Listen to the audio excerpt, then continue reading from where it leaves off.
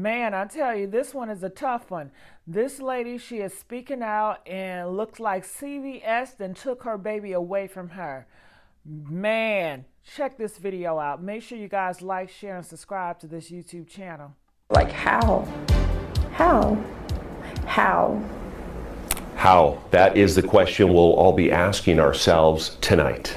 And it is also the question our 8 News Now investigator Kyle Payne is asking after that woman's horrifying story was made public at a recent pharmacy board hearing. First, a warning, some of you, our viewers, might find this story hard to watch. Kyle, it really is a shocking story that could happen to any of us. Denise Bryan, the Federal Drug Enforcement Agency, says it receives 100,000 complaints a year about suspected medication errors. We met Tamika Thomas just a few days ago, a few years after she went into a CVS in North Las Vegas.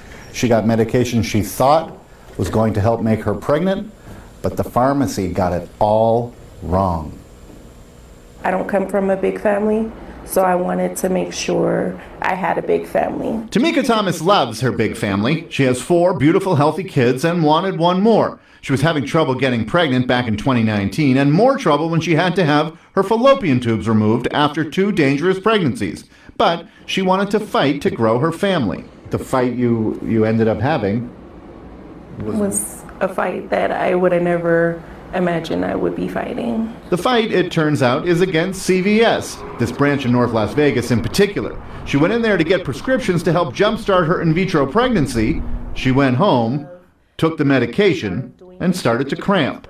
Cramping is, a norm, but my cramping went beyond that. It was extreme. It was painful. So painful, she knew something was wrong. Expecting a drug that would trick her body into thinking it was pregnant, she checked the bottle.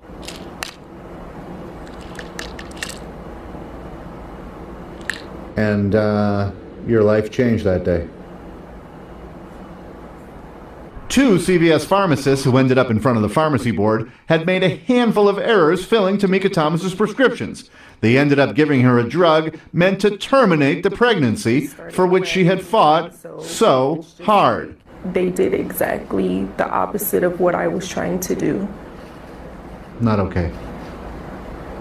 Not at all. I understand people make mistakes.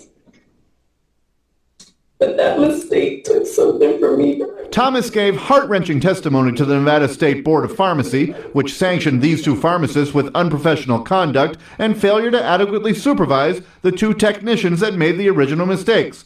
The board says someone at the pharmacy should have called the doctor because nobody at CVS could read these prescriptions. And then one of the pharmacy techs guessed wrong, entering a generic prescription name which is the exact opposite of the brand name the doctor prescribed.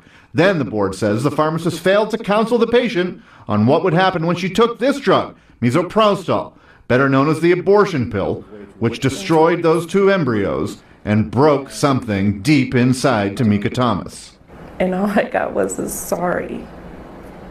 Not good enough.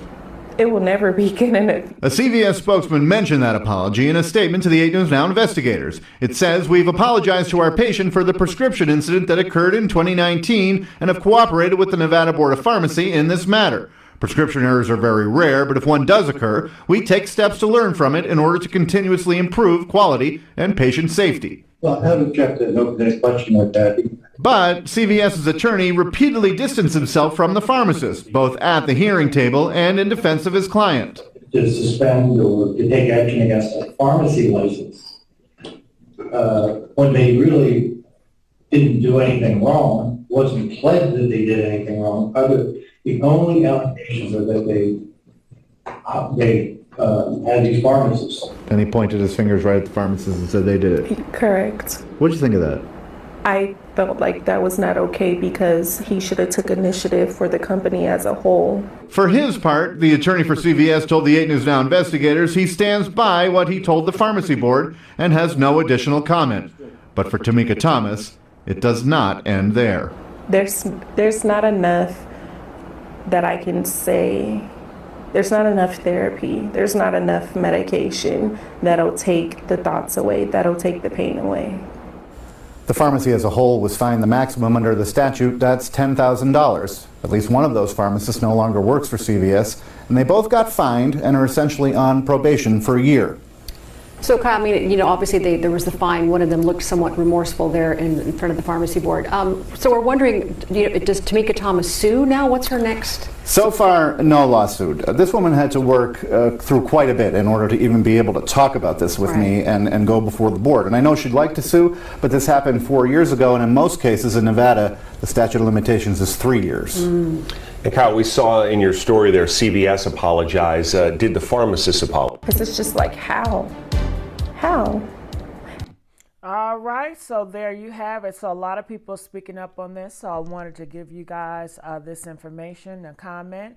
It looks like they gave her the wrong prescription, and after she took the pills, then she read the bottle, and she saw that what she was reading was not what she wanted to take.